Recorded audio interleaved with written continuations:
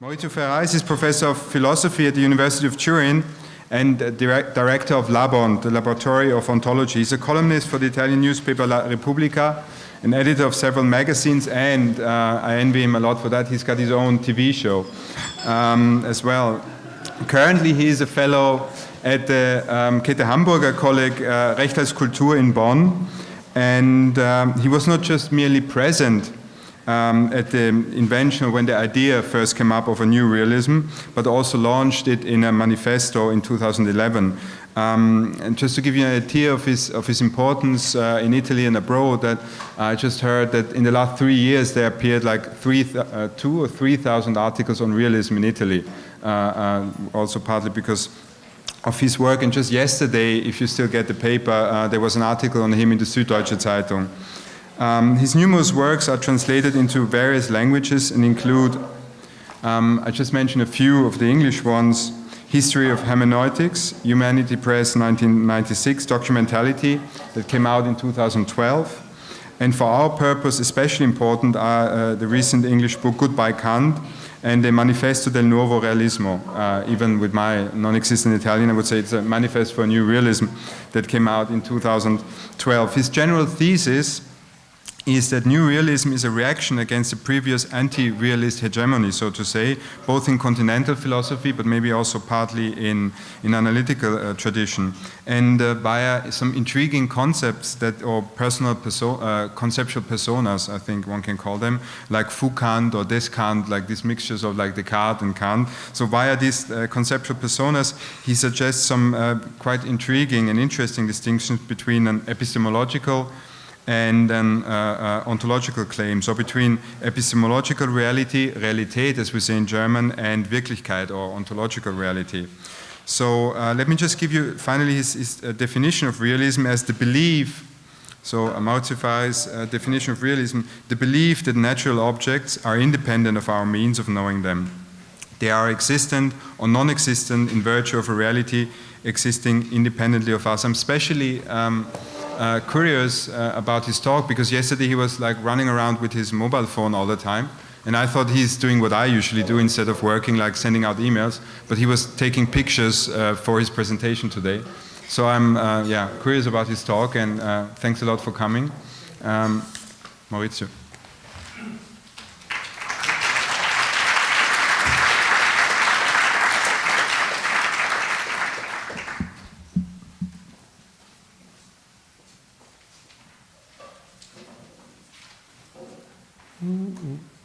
Ansicht.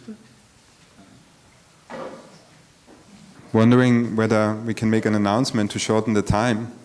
I came up with nothing better than sorry?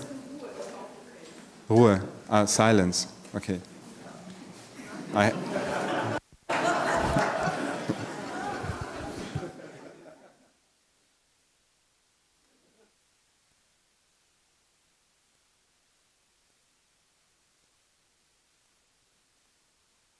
That's what happens when philosophers try to include images in their talks. You know, the technique is against us. But I think it's working now, right? Good. So we'll be like 5 or 10 minutes later, but thanks a lot. So, this was the proof that this is a real existing computer, this is a real existing world. Otherwise, whether it was a dream, the computer had worked, and so on and so forth. So this, I consider this a classical proof of the existence of external world. Besides that, I have to apologize to you for 2 reasons. First, because I speak English instead of German. Second, because I speak English. The first reason is because I don't speak German, and the second is because I speak English this way. But I don't know any other way to speak English, so that I have no solution. Well, The title of my presentation is Why Matter Matters. It's not a title of mine in this sense. I imagined a title like Why Matter Matters, and then I went to Google in order to see whether it was plausible as an English sentence, and I discovered that it was not only plausible, but there was a book existing with the title Why Matter Matters. And it seemed pretty interesting because he says that it's really, this is the description on Amazon, it's really important that the wine we use for communion be made only of grapes, which is interesting. And much more interesting this one. Why not anoint the sick with corn oil instead of olive oil, which is also relevant, and do the material parts of the sacrament really make that much difference? Yes, they do. And what I would say is that the same happens for art, and the problem with, I would say, modern and postmodern art was, roughly speaking, of course, but to think that matter does not matter. And in this sense, I would make this kind of opposition.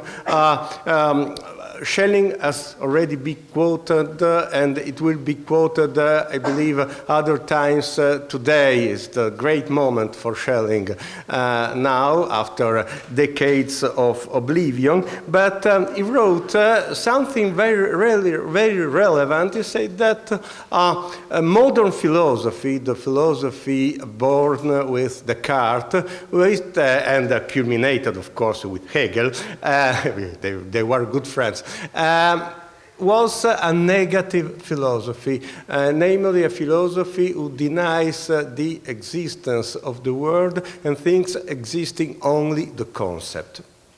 In a sense, the best realization of this kind of negative philosophy has been the modern and postmodern art. So, under negativity, I will just sketch it very roughly.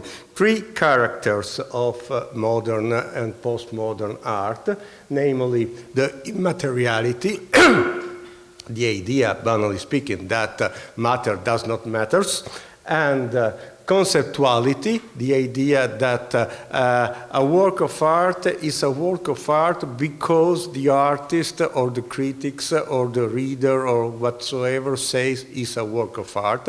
So it's a kind of construction done by someone who is more or less authorized to do so. And then contractuality, because at a given moment, one can wonder, well, but what is this kind of concept hidden in conceptual art? It's not so clear what is the concept hidden in conceptual art. And then you discover that the concept is a contract. Is a conceptual art is a contractual art, namely is an art who says, you imagined that there was something intrinsic in artwork, I will show that there is nothing intrinsic. You are imagining that our artwork need to have an author. I will show you that this is not an author. You will, and this is the kind of game played by artists in conceptual art. So, immateriality, conceptuality, and contractuality are the main feature of postmodern art. This is the dark side of the moon. And the good side, and the Merv is fantastic and so on, is the positivity. And I just show some terms, some words in order to say what is relevant, at least for me, for an artwork, and not only for an artwork, of course. And this work will be thing. In order you have to have a work of art, you need to have at least one thing. Secondly, sense. Hegel the bad guy, quoted by Schelling, said once in his lesson on aesthetics that sense is a marvelous term because it indicates in the same time the sensible presence and the meaning, the result, the spiritual direction. I find that it is very important, and this is the reason why the name of the philosophical theory of art is aesthetics, is related to aesthetics, to perception. You cannot have art without a kind of perception, and this is what is lacking in the idea of conceptuality. Of pure conceptuality of art. Then beauty, you know, that is very common for modern and postmodern art to say, well, beauty is not at the top of our agenda. I don't try to do something which is beauty and so on and so forth. This is a topos koinos, something shared among the people, but it became paradoxical that you go in an exhibition which you can find works who are beautiful or not beautiful or ugly and so on and so forth. Then you get out the exhibition and you look for the best the most beautiful dresses, the most beautiful cars, the most beautiful computer, the most beautiful restaurants and so on and so forth. There is a kind of contradiction in this. Then affordance, the sense that what conceptuality lacks is the idea, which is typically constructivist, that all is in your hands. You are the author of your work. All is in your head, but you can create all by something which is produced by the subject. In the fact, I would show that I would say that not only in art, also in art, but of course also in life, in knowledge, there is something that comes from outside. We as negative philosophers are used to think the direction from the subject to the world, but it's much more important as positive philosopher and positive artists or so whatsoever to think that there is the direction from the world to the subject, to we as observer, and especially because, as Markus has explained, that the subject is usually wrong, so that is better to. And then document, there was something true in the idea that art is a contractual art.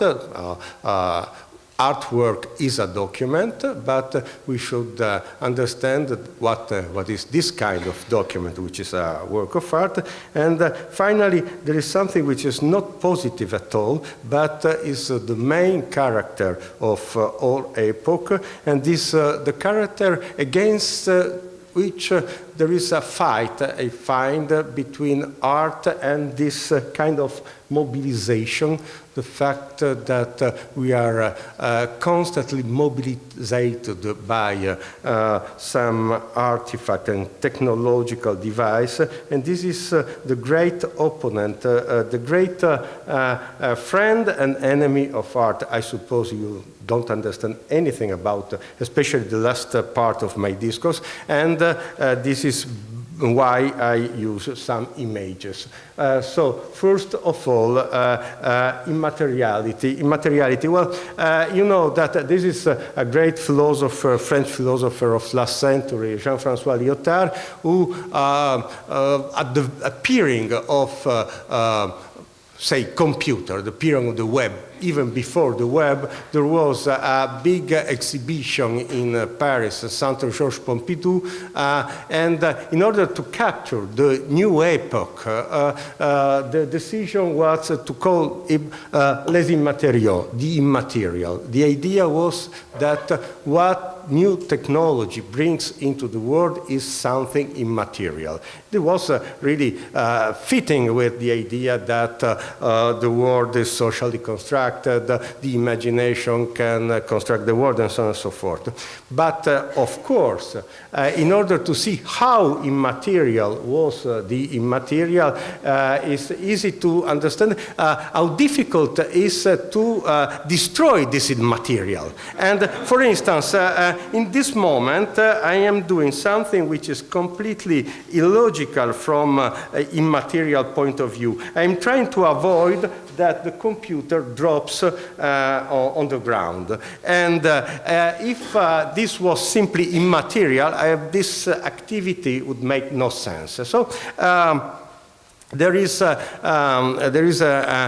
something equivocous in this idea of immaterial that was a part of the idea of conceptuality. The idea of conceptuality is the fact that concepts are immaterial, have nothing to do with matters. Matter does not matter for concepts, and matter does not matter for art. For instance, if you agree, since art is something socially constructed, I would say that art is not socially constructed, art is socially dependent. If there were no men, there will be no art, but it's not so easy to say to someone, listen, this is a work of art, enjoy this. But this was, in a sense, what happened, what the transcendental illusion of postmodern art, namely the confusion between socially constructed and socially dependent. A true example, this is a Kaninchen. It's a dog of a painter, friend of mine, an old painter named Valerio Adami. And once we were doing a walk in a city, and we were speaking about this kind of topics. And he said to me, listen, and if we say, there were many people saying, oh, what a beautiful dog.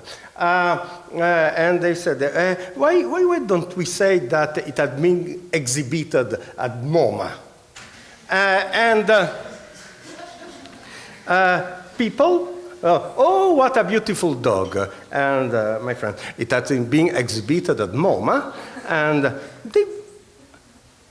they did not said, what a beautiful dog, because since it was a work of art, beautiful was not the term, because beauty is not so important for art. But the common sense, because there were not art expert, philosopher, aesthetician, critic, just people in a town, you say, this has been exhibited at MoMA, and they accepted.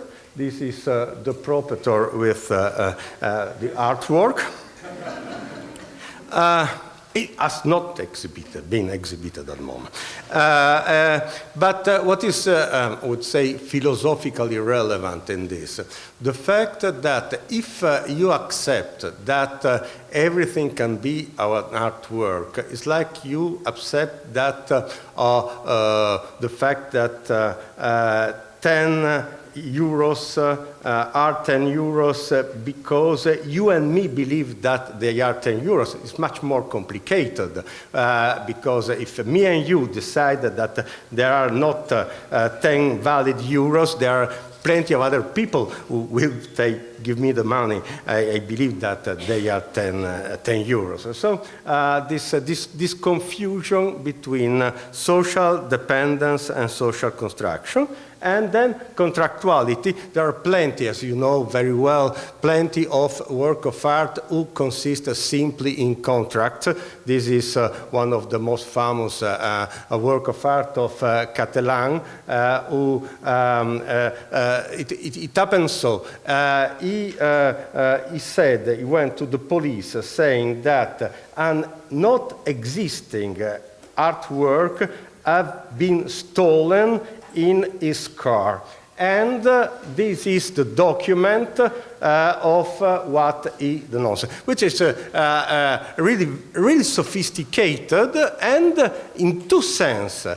Not only in the sense that is clearly a conceptual width, but is a conceptual width that shows that conceptual art is first and foremost a contractual art, consisting in surprising. You imagine that the artist is someone that comes and shows a piece of paper or an object. I done this, do you like this? And no, can be much more different. He can simply go to the police and then magically the artwork will appear. What is the integration from, say, a positive point of view we can do on this perspective? First, there are not such a great transformation, only some lesser adjustment. This was the idea of conceptual art. Everything can be an artwork. We can simply note that artwork is first and foremost a thing. Simply, you cannot have an artwork without a single thing. And Fountain of Duchamp is typical like thing. It can be a small statue. Is not gigantic, is not subject to the objection of the sublime in Kant, too big, immense. No, it's something which has the character of the object. Second, sense. What fails in conceptual art is the fact that you cannot have an artwork without something sensible. Even if, say, imagine a conceptual artist who makes the theorem of Pythagoras and says this is an ideal object. The real artwork is not the theorem of Pythagoras, which is an ideal object, but the physical reproduction of theorem of Pythagoras in this place and with this form. So that the true point that if you take, especially when we speak of art, philosophically speaking of art is very difficult because, of course, art means many different things, and especially not only visual art, because usually when a philosopher speaks about art, refers to visual art. This is maybe because it is easiest. If you make an example, you have something you can show. If you were speaking, you know this passage in War and Peace. Maybe people have not read War and Peace, and you should take 3 months in order to make the resume of War and Peace and explain the example. It does not work in the classroom. What it works is to show something. But the problem is that visual art is, especially in last century, has not been paradigmatic, has been very anomalous. Nonetheless, what relies objects of different epochs, different styles, different media, especially, note that there, and different levels also, because there is a typical strategy of philosopher who says, for instance, art is water, and someone say, listen, but for instance, architecture, is it water? Or I'm speaking of great art, which is the art that fits to the theory of the philosopher. But in fact, we have several different levels of art. And what we can say about all these different levels of art is first, that artwork are physical objects. We cannot imagine a kind of art which is not physical. Sometimes people say, and the music, well, acoustic is a part of physics. Artworks are social objects in the sense that they are social dependent.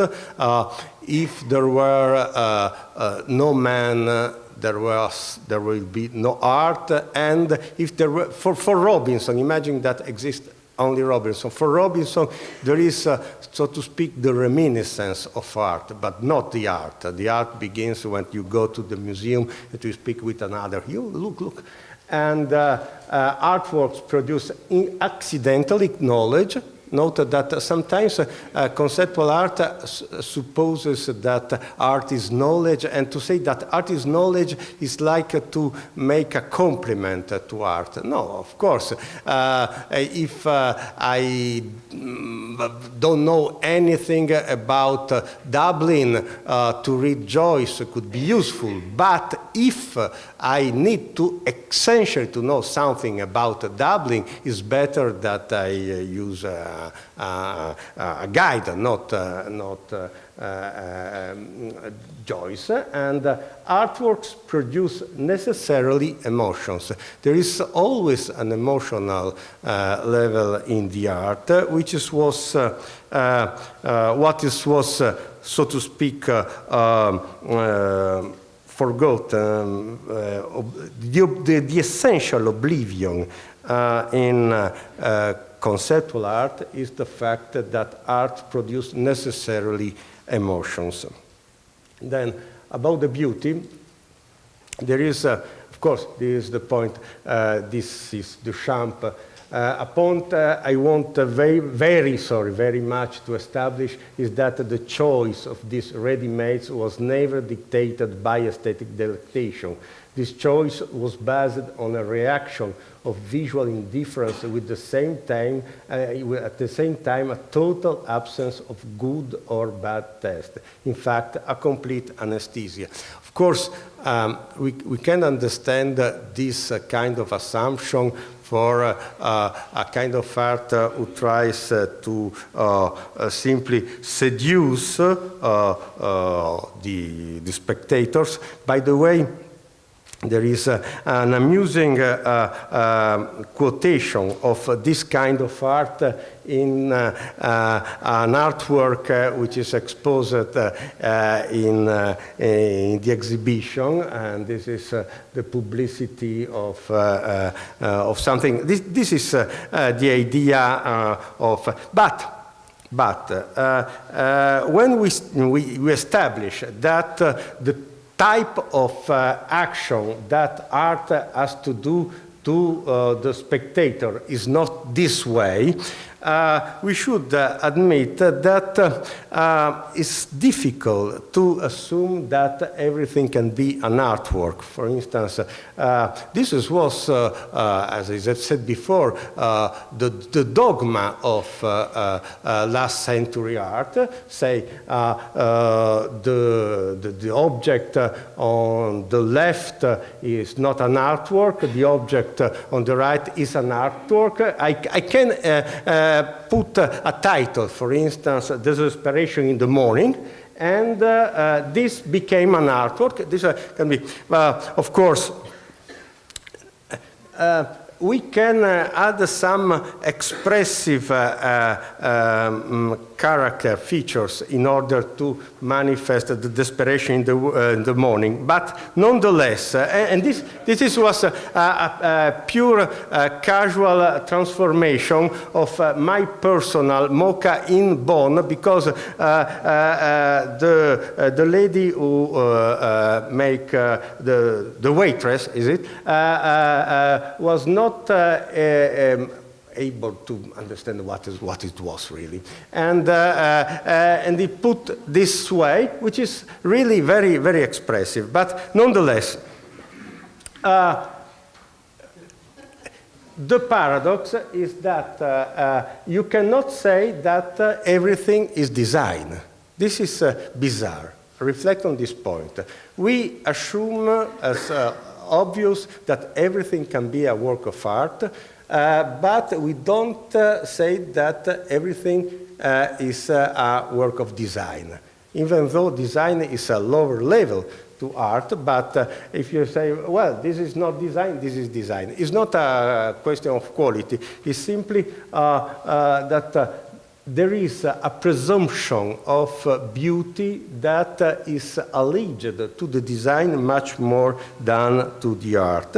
And for instance, it's very difficult to find the buttons in usual ordinary objects, and this is in order to research of beauty. This is paradoxical because you don't search the beauty in the museum, but you hid the button in some object in order to search your absolute beauty. Then, for instance, advertising. In advertising, there is a clear search of beauty. This is evident. And when, for instance, Andy Warhol pick up the Brillo box, what also because it was beautiful. Beautiful as should be, because it was designed by an important abstract expressionist, etc., etc. But because he was aware of the fact that it was beautiful. There is a conceptual mistake which is regularly made when you say that Brillo box was ready-made. Apart the fact that it was not ready-made at all, it was made expressly to make this, but it was chosen because it was beautiful. Then we have many other examples on the fact that this attempt of beauty, of pleasure, surrounds the art, even though art wants to be severe, austere, and without any sensual attractive. For instance, as you noticed, probably in the gallery they give you cheese and wine, which does not happen at the movie, for instance, because it's supposed that what you see at the movie is enough to give you sensual pleasure, and what is given in the gallery is not enough, so that you have this kind of supplement. This is not, this is, I would say, not a stupid consideration. It's simply why this happened in the galleries and not in the movies. Because there is a kind of expulsion of sensual pleasure in conceptual art that should be integrated in some other ways. And also, for instance, the museum shop. I know yesterday that John Searle wears sometimes this T-shirt. The ties, yes. I was also surprised, for instance, at the Metropolitan Museum in New York are sold ties with Egyptian design, so to speak, drawings. And I suppose that if someone says, well, it's horrible. No, I bite it at the Metropolitan. And this is the kind of justification. I suppose that there is a justification also here. But this is the hyperbole. Exists this Museum of Bad Art. And note that it's very difficult to explain why this art is bad. The real conceptual difficult in the Museum of Bad Art. But nonetheless, note that all the museum, for instance, the Fridericianum, are very beautiful places. And this, to me, is the symbol of sometimes not so beautiful, but it happened in Berlin, at least resistant object. But this explains that the beauty which is, so to speak, expulsed from the center of the art, reappears from the boundaries, so to speak. The gallery is always very elegant, or the museum, and so on and so forth.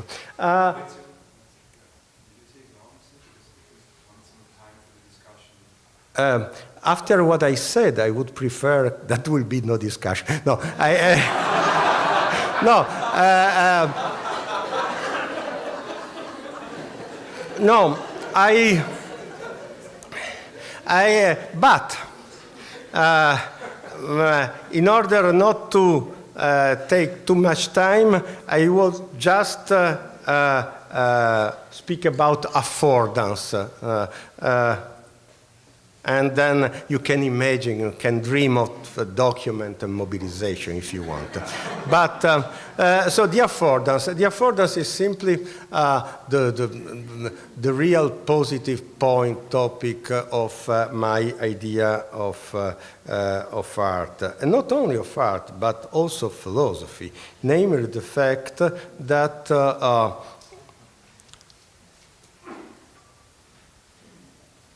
really, there is not a reality dependent on subject.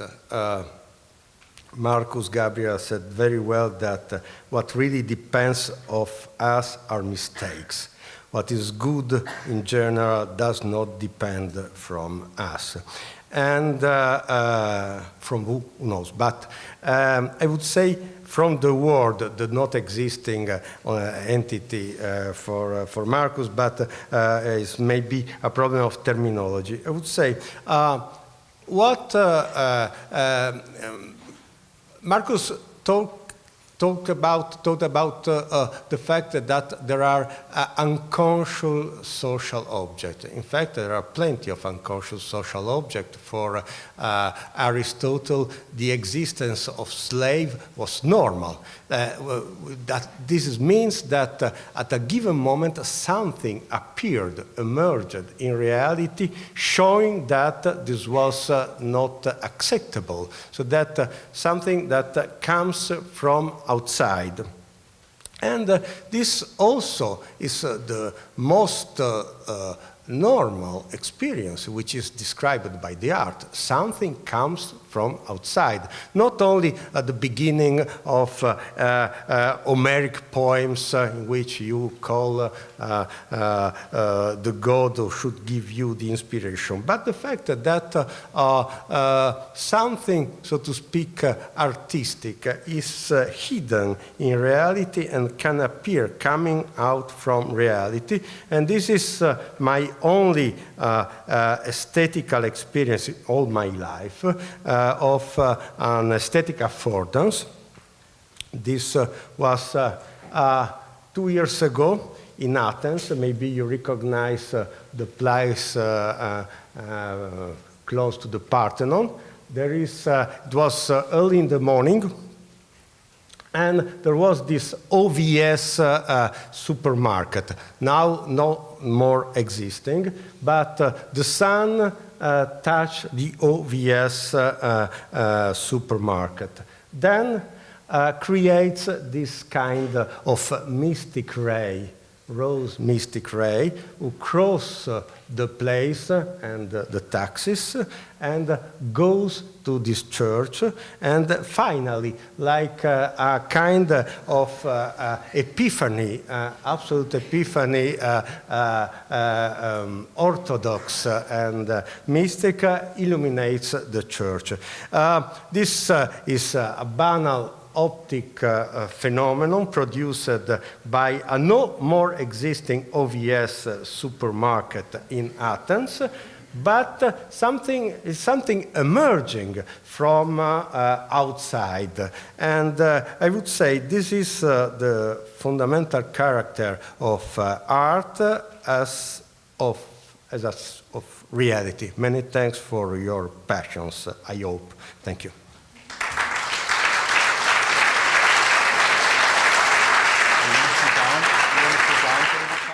Thanks a lot, Maurizio Ferraris, for your both polemical, funny, and like philosophical and art historical intervention, talk, thoughts.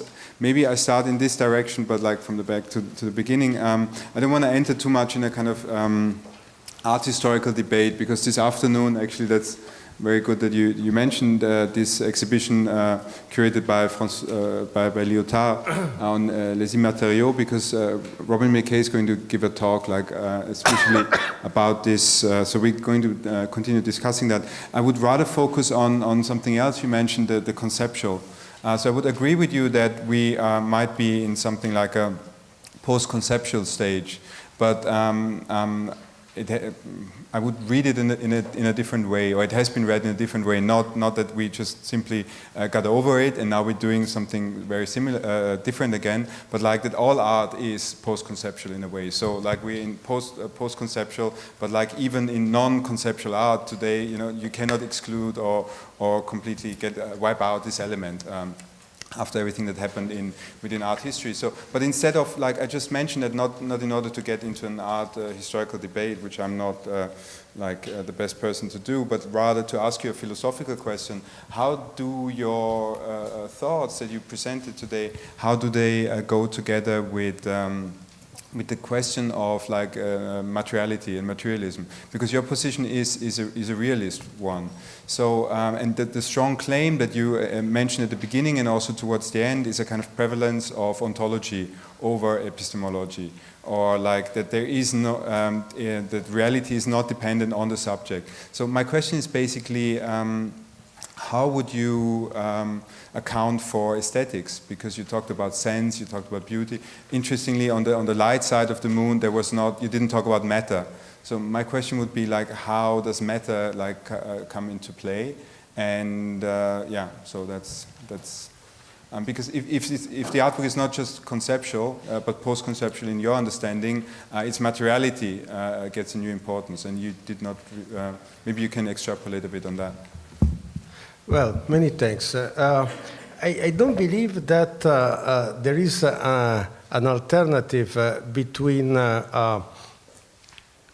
materialism and idealism. I mean, what I would suggest, what I call new realism, does not react to idealism. I mean, there was not a special idealism in last century.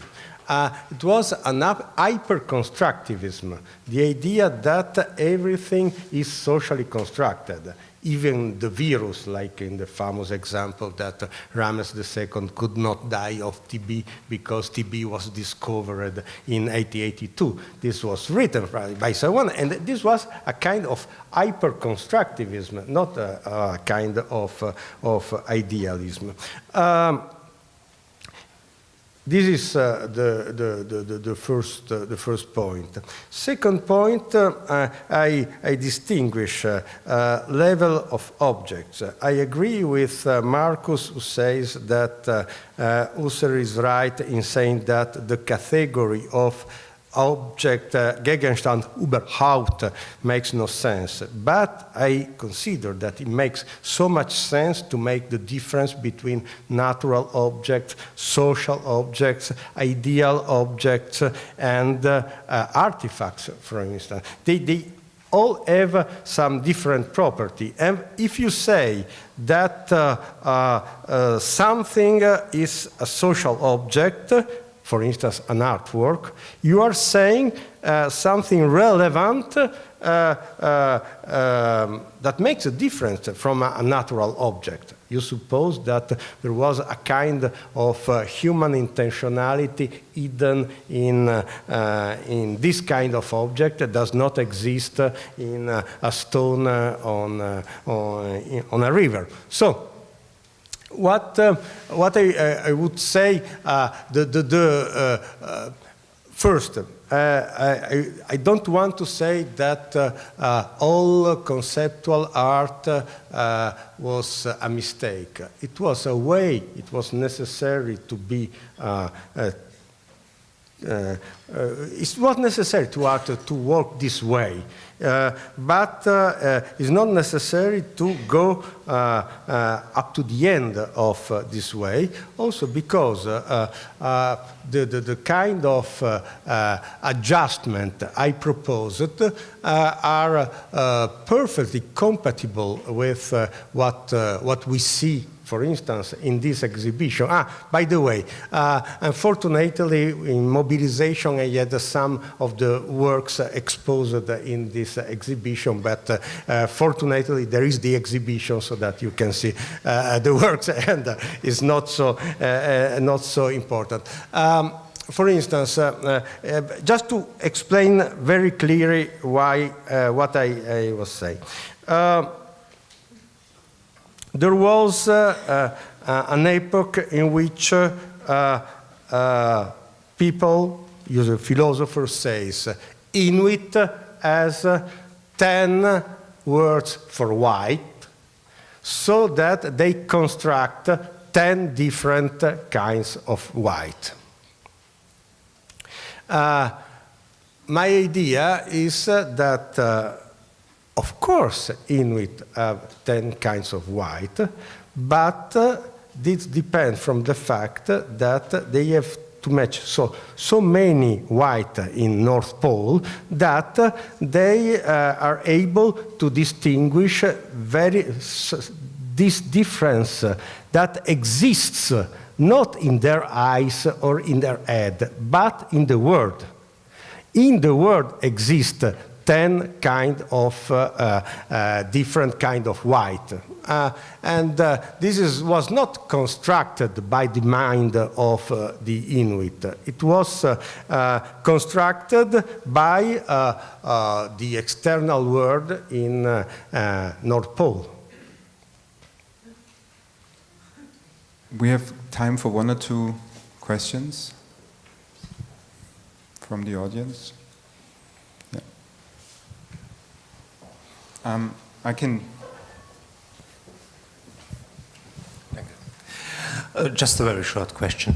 Do you think that Marcel Duchamp was successful with establishing his vision of not having a good or bad taste, to be ambivalent ambiguity? Do you think that he was successful? That was 1912. Now it's 1 century away, or ago 100 years. And what is his importance for you within art? Because you have a quite nice connection or intersection between art and the history making with him. Well, I believe that, for instance, without this is order to it's a captatio benevolentia for the audience. Without the German Romanticism, it would not be possible something like Marcel Duchamp, namely the idea that there is a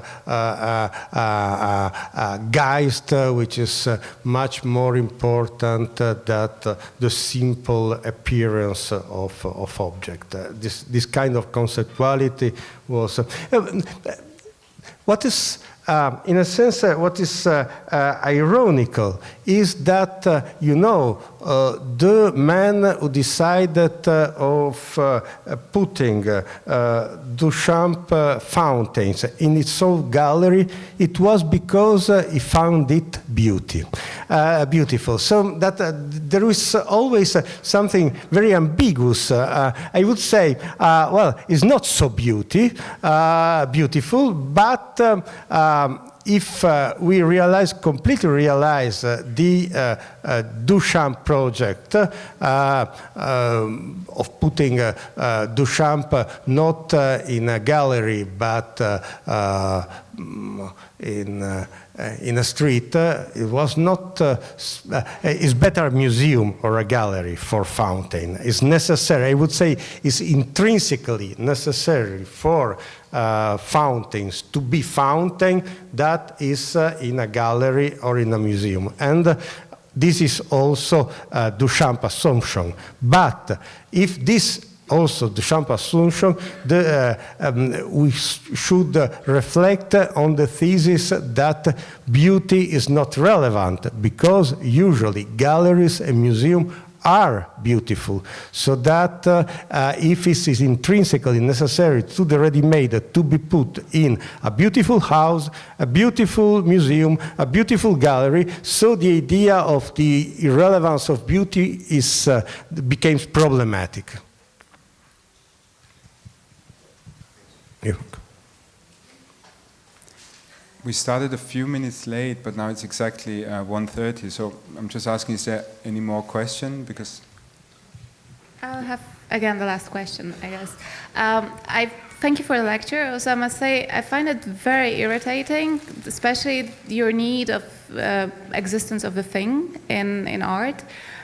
Perhaps we could assume that, you know, the artwork happens conceptually, and then it needs to be materialized in whatever form, even if that's a contract or a police report, only in order to be communicated.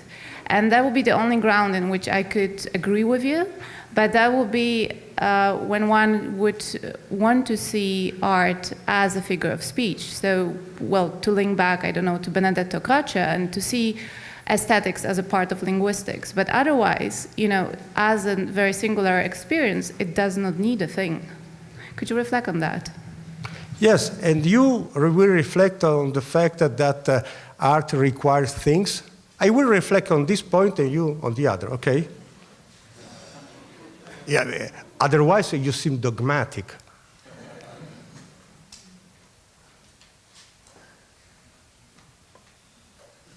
maybe... I will reflect. I am not dogmatic. But can you maybe like reflect now for like... Oh, yes. No, there's time for... No, I would say that you will never find a single example of artwork which has nothing to do with sensibility. If you are able to show me one example, you will win the battle.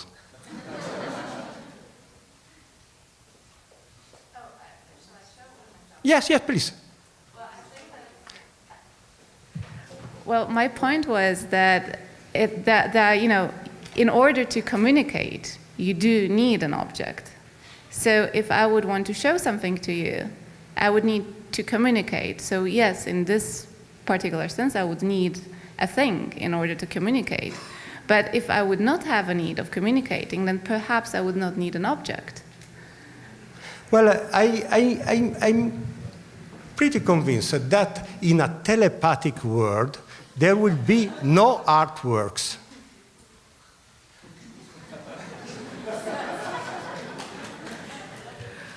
Shall we take that as... Okay, well, I guess that we can discuss on that later. Thank you. We have enough thought for like lunch. Will take place from now until 3 p.m. Please try to come at 3 p.m. like on time, because then we have a session with Iain Grant and Robin Mackay from 3 to 5, and like so we're not running out of time. Thanks a lot, and thanks a lot, Maurizio.